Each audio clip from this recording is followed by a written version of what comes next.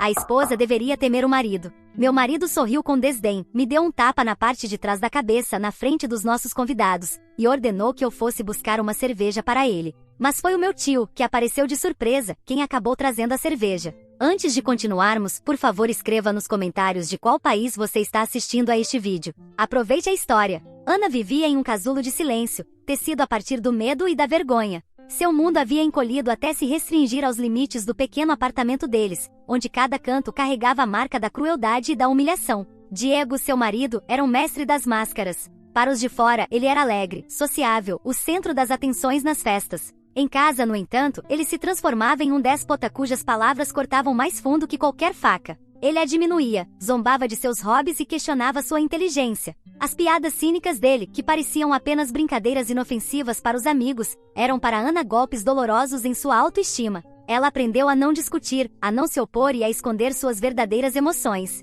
Com os anos de casamento, sua voz ficou suave, quase inaudível, e seus movimentos hesitantes e cautelosos. Ana tinha medo de fazer algo errado, medo de provocar mais um surto de raiva. Ela vivia em constante tensão, como se estivesse atravessando um campo minado, onde um único passo em falso, uma palavra ou ação, poderia causar uma explosão. A parte mais angustiante era que Ana não podia compartilhar sua dor com ninguém. Ela sentia vergonha de admitir que sua vida não era um idílio conjugal, mas uma luta diária pela sobrevivência. Vergonha de contar ao seu tio Juan Pedro como seu casamento havia se tornado. Um ex-militar, ele sempre foi o seu exemplo de força e coragem. Ana lembrava de como, quando criança, ele a protegia dos valentões, de como sua palavra firme bastava para silenciar qualquer encrenqueiro. Agora, quando ela mais precisava de seu apoio, não conseguia se abrir para pedir ajuda. Sentia que admitir sua fraqueza seria um golpe para ele, uma decepção. Diego organizava frequentemente reuniões barulhentas em casa. Ele adorava ser o centro das atenções, exibir sua dominância.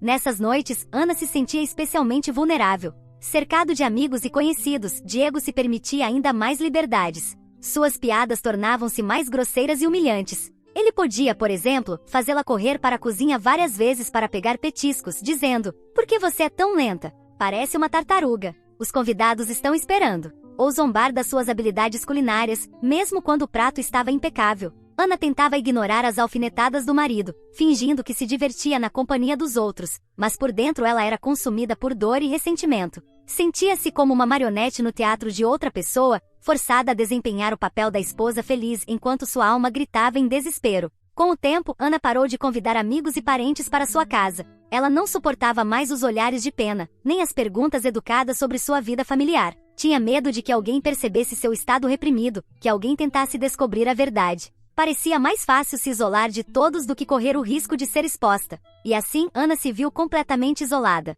Seu mundo se reduziu às paredes do apartamento, suas interações limitadas a breves trocas de palavras com o marido e raras ligações com a família. Ela se recolheu ainda mais dentro de si mesma, em seus pensamentos e emoções. Buscava consolo em livros, trabalhos manuais e caminhadas no parque, mas nada lhe trazia alívio verdadeiro. A sensação de estar presa crescia a cada dia. Ana sabia que as coisas não podiam continuar daquele jeito, que precisava mudar algo em sua vida, mas o medo paralisava sua vontade. Ela tinha medo do desconhecido, medo de ficar sozinha, medo da fúria de Diego. Ana pensava com frequência em como era sua vida antes do casamento. Ela havia sido uma jovem alegre, extrovertida, confiante, com sonhos e planos para o futuro. Mas tudo aquilo tinha desaparecido. Seu casamento com Diego a havia esvaziado, transformando-a em uma sombra de quem já foi. Às vezes, em momentos de desespero, Ana pensava que sua única saída era fugir, para qualquer lugar, apenas para recomeçar. Mas logo descartava esses pensamentos. Para onde ela iria? Não tinha dinheiro, nem emprego, nem apoio.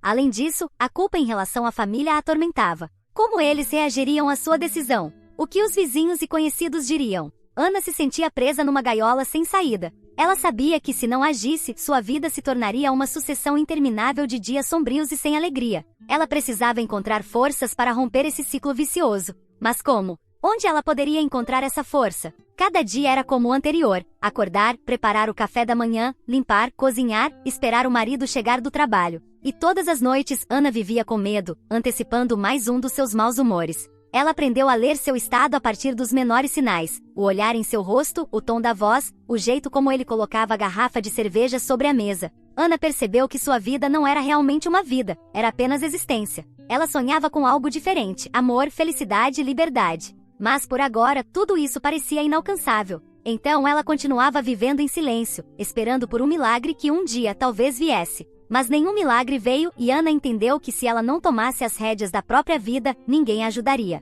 Mais uma noite de sexta-feira no apartamento deles nos arredores da cidade, era como tantas outras, convidados, conversas altas, o cheiro de cerveja barata e fumaça de cigarro. Diego, como sempre, estava no centro das atenções, distribuindo suas piadas grosseiras, recheadas de sarcasmo venenoso direcionado a Ana. Ela tentava permanecer invisível, fundir-se com o fundo da cena, mas era inútil. Seu destino era ser o alvo das zombarias dele, um alvo vivo para as piadas de Diego. Ana mecanicamente reabastecia as cervejas dos convidados e recolhia os pratos vazios, evitando o olhar de Diego. Cada olhar, cada palavra, cada movimento dele era como um soco no estômago. Ela se sentia encurralada, como um animal selvagem preso em uma armadilha. De repente, como um trovão, ouviu-se um som agudo. Diego, sentado na cabeceira da mesa, bateu na parte de trás da cabeça de Ana. Não foi forte, mas por exibição, uma demonstração. "Cadê a cerveja?" rosnou ele, sem desviar os olhos dos amigos. "Preciso ir buscar eu mesmo?" Naquele momento, algo dentro de Ana quebrou.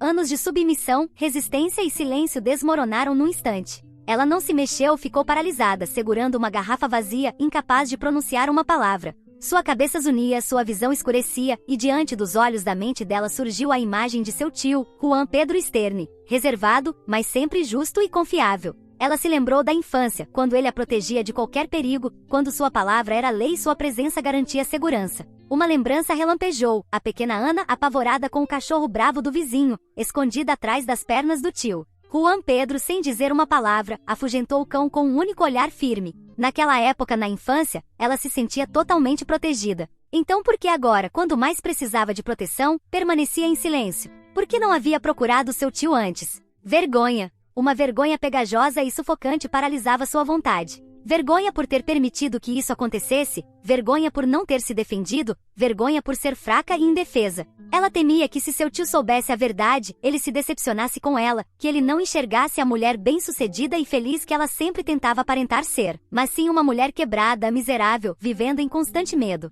No entanto, apesar da vergonha, lá no fundo havia esperança. Esperança de que seu tio, como sempre, viesse em seu socorro. Recentemente, reunindo coragem, ela lhe enviará uma mensagem, curta, hesitante, cheia de verdades não ditas. Mas ela havia contado sobre sua vida com Diego, sobre sua crueldade e humilhação. Não pediu ajuda diretamente, apenas deu a entender que estava em profundo sofrimento. Ela sabia que as chances eram pequenas. Seu tio morava longe com suas próprias preocupações, e sua mensagem poderia se perder na correria do dia a dia. Mesmo assim, ela tinha esperança. Esperança era a única coisa que ainda lhe restava. Parada ali sob os olhares penetrantes dos convidados e o olhar ameaçador de Diego, ela se lembrou vividamente de ter enviado aquela mensagem. Lembrou-se de quanto tempo hesitou antes de apertar o botão enviar, de como suas mãos tremiam. Lembrou-se de ter rezado a Deus para que seu tio a recebesse e entendesse que ela precisava de ajuda. Ela havia escrito: "Tio, estou lutando tanto, não sei como continuar. Sinto que estou me afogando." Foi tudo que conseguiu escrever. O medo era grande demais, a vergonha pesada demais. No instante em que Diego levantou a mão para bater novamente, a campainha tocou. O som agudo e inesperado cortou a sala como um tiro. Todos congelaram. Diego franziu a testa, irritado. "Quem é agora?" resmungou, indo em direção à porta. Ana permaneceu imóvel, como se paralisada. Ela não fazia ideia do que esperar. Quem poderia estar visitando àquela hora? Diego abriu a porta. De pé no batente estava Juan Pedro. Ana arfou, os olhos arregalados de incredulidade. Como ele estava ali? Ele realmente tinha vindo? Juan Pedro, alto e imponente com sua postura militar, examinou calmamente o ambiente. Seus olhos cinza-acinzentados e penetrantes captaram a cena com clareza infalível. Ele entendeu imediatamente o medo nos olhos da sobrinha, a malícia no rosto do sobrinho por afinidade, o silêncio constrangido dos convidados. Não havia surpresa nem julgamento em seu olhar, apenas determinação resoluta e uma confiança inabalável. Naquele momento, o tempo pareceu parar. Todos os olhos estavam fixos em Juan Pedro. Diego, pego de surpresa, ficou imóvel, sem palavras. Os convidados prenderam a respiração, observando o drama se desenrolar. Ana fitava o tio, as lágrimas escorrendo pelo rosto, lágrimas de alívio, de esperança, de gratidão.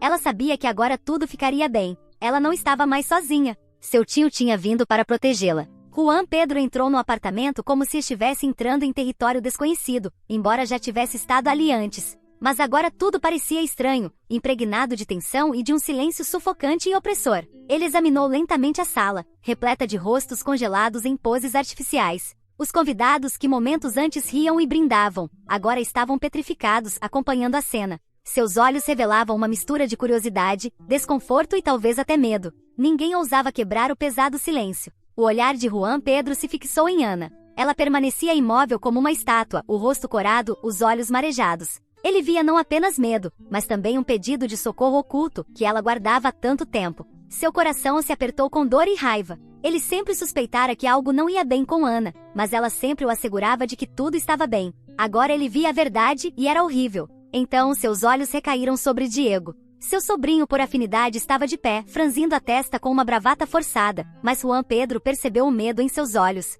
Reconheceu aquele olhar, o olhar de um animal acuado tentando parecer forte, mas sabendo que estava encurralado. Juan Pedro aproximou-se lentamente da mesa, coberta de petiscos e garrafas de bebida. Pegou uma garrafa de cerveja, a mesma que ele percebeu ter causado conflito. Sem pressa, virou-se para Diego. Seus movimentos eram calmos, desprovidos de agressividade, mas sua postura era mais ameaçadora do que qualquer grito. Colocou a garrafa diante de Diego, de forma que não pudesse ser ignorada, e então o fitou diretamente nos olhos. O olhar de Juan Pedro era firme, penetrante como aço. Não havia raiva nem ódio, apenas determinação, e uma prontidão para proteger sua sobrinha a qualquer custo. Diego tentou manter as aparências, esboçando um sorriso, mas era um sorriso torto, nervoso. Sua voz tremia ao dizer: "O que é isso? Meu tio por afinidade vindo resgatar sua garotinha? Ela só está chateada porque pediu uma cerveja para ela." Juan Pedro não respondeu de imediato. Continuou observando Diego, como se o estivesse avaliando. Então, lenta e deliberadamente disse: "Levante a mão para ela de novo, e estará levantando contra mim.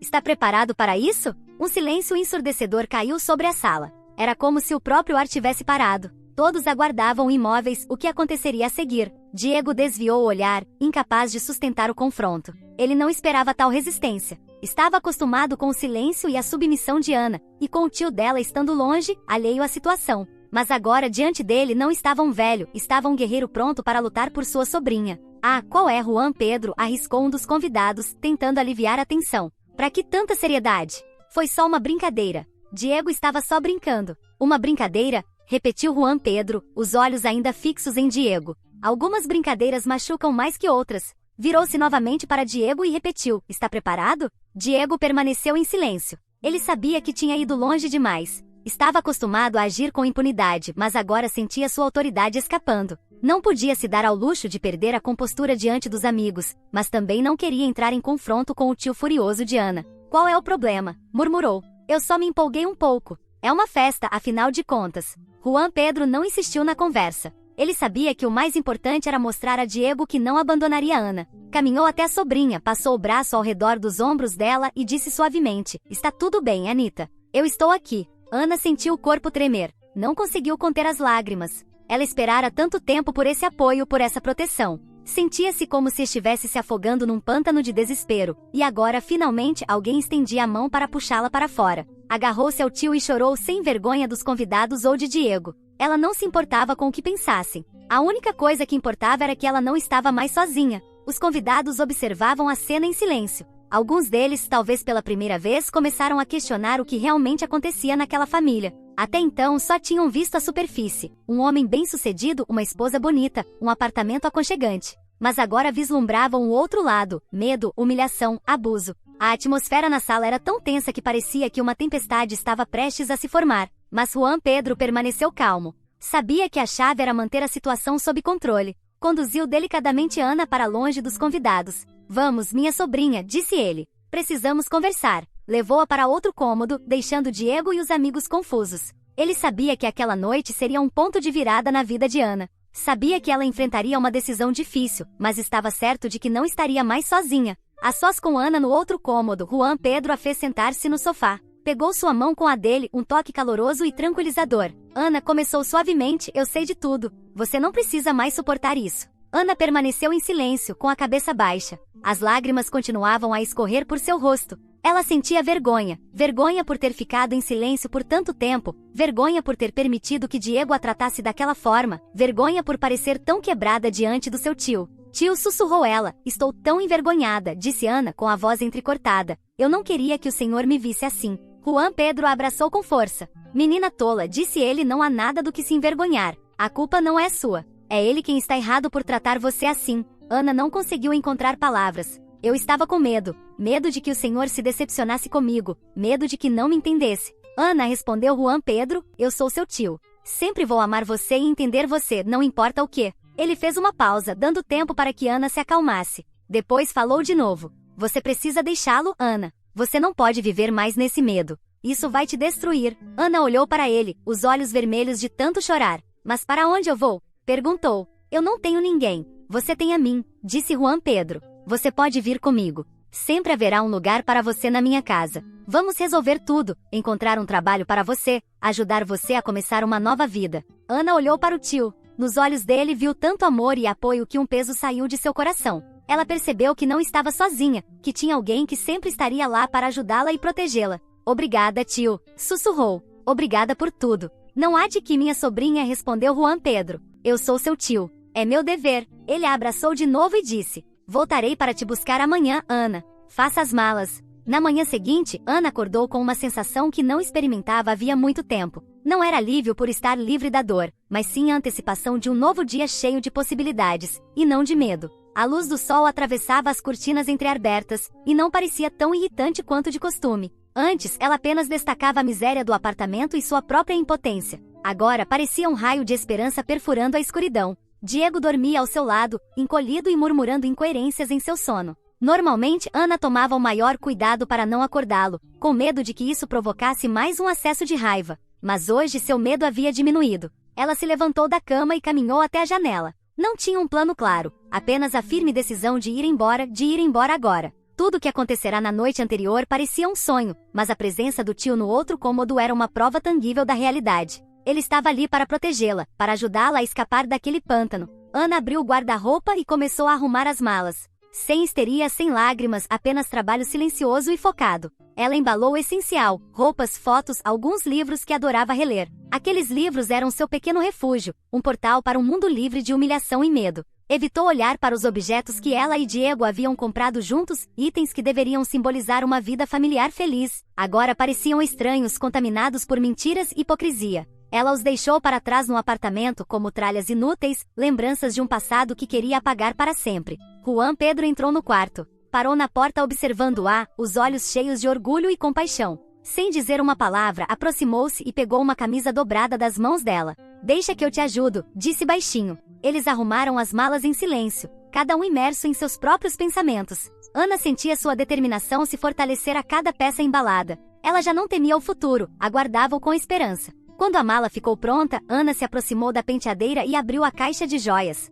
A maioria das peças eram presentes de Diego, caras, mas sem alma. Ela pegou apenas uma corrente de prata antiga que sua mãe lhe dera em seu 16º aniversário. Aquela corrente simbolizava amor e proteção, o símbolo da sua família. Colocou-a no pescoço e se olhou no espelho. No reflexo viu uma mulher diferente. Não a Ana submissa e assustada que viverá naquele apartamento por anos, mas uma mulher forte e confiante, pronta para recomeçar. Quando saíram do quarto, Diego ainda dormia. Ana parou no batente da porta e o olhou. Não havia nada no rosto dele que despertasse piedade ou compaixão, apenas indiferença e exaustão. Ela se virou e saiu do apartamento. Sem dizer uma palavra, seu tio a acompanhou, carregando sua mala. Um táxi os aguardava do lado de fora. Eles entraram e seguiram para a estação de trem. Durante todo o trajeto, Ana permaneceu em silêncio, olhando pela janela para os cenários urbanos que passavam. Ela se despedia do passado, de uma vida cheia de dor e humilhação. Na estação, compraram passagens para um trem com destino à cidade onde Juan Pedro morava.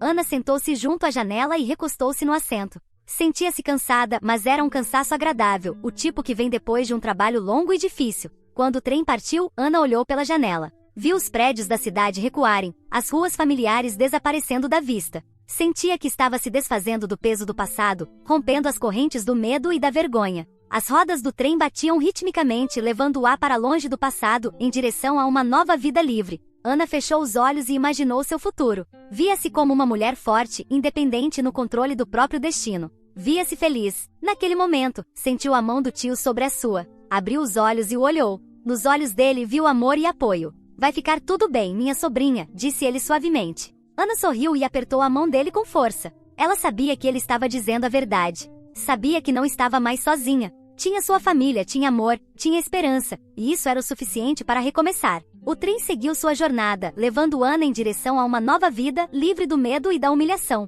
Uma vida onde ela poderia ser ela mesma, onde poderia ser feliz, uma vida que ela merecia.